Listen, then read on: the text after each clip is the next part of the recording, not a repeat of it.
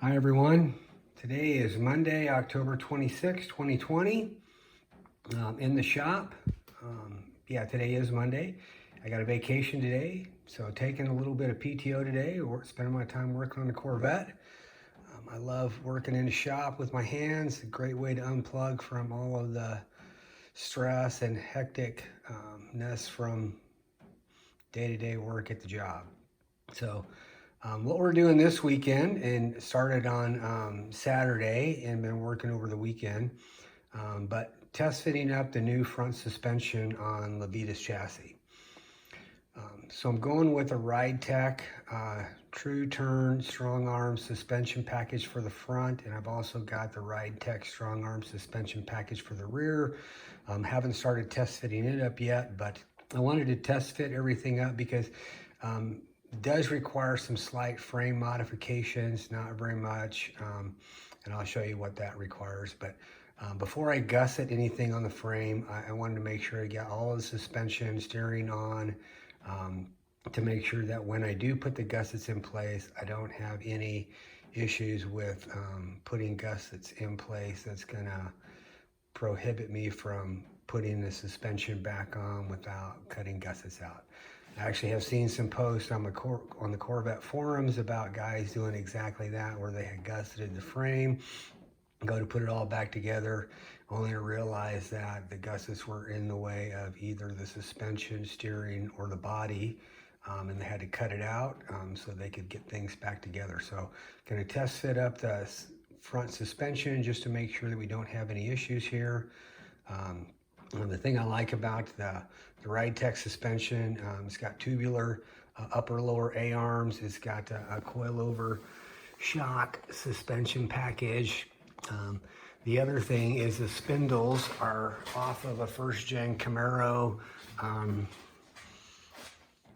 type body, and the axle has actually been moved up 2 inches on the knuckle, and that'll allow the front end to drop 2 inches, give you a little bit lower ride height. So pretty excited about that.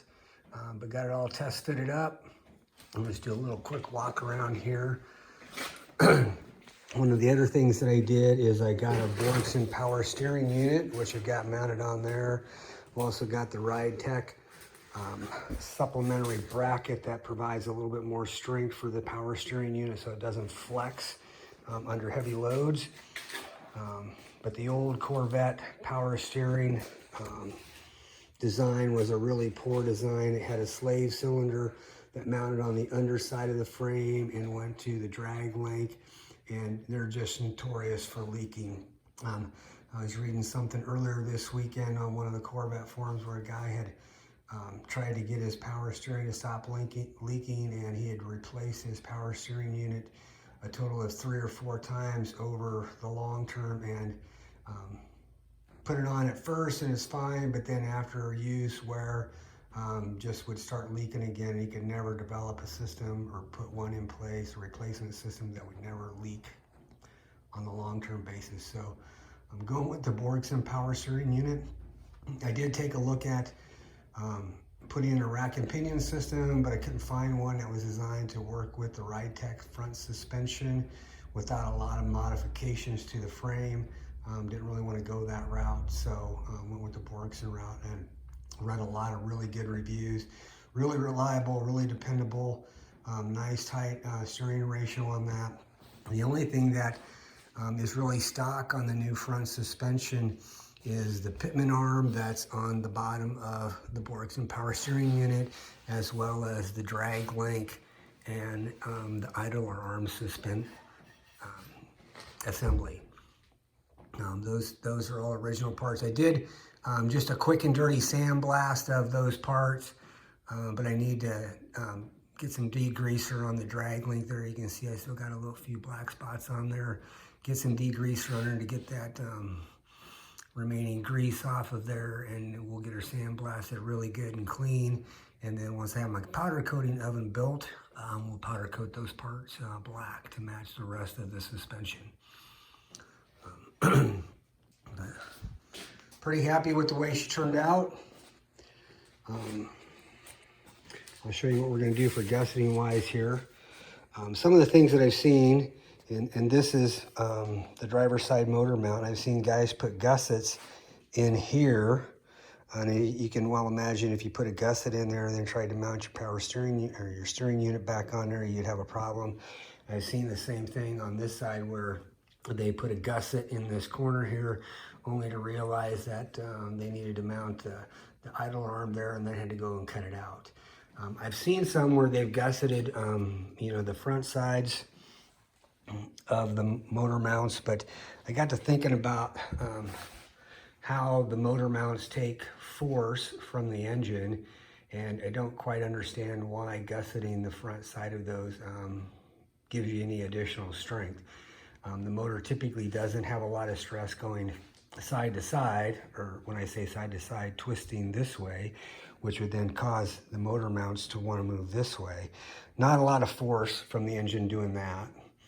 Most of the engine force is rotational, where it's wanting to lift the driver's side motor mount and push the passenger side motor mount down as that engine twists from all of the torque. And so I'll be looking at the bottom side of the motor mounts and seeing what we can do there to strengthen those without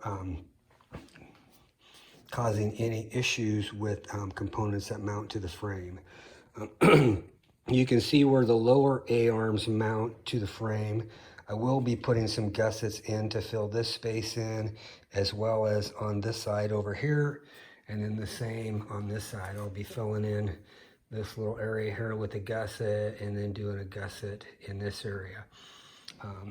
These lower A-arm mounts do take a lot of force from the front suspension when you really put it hard into the corners. And so, and I think I showed you before that this had actually cracked, and I've now welded that back up, but I'll be putting some gussets in there to strengthen that portion of the frame, but wanted to get everything test fit up to make sure I didn't have any issues anywhere else.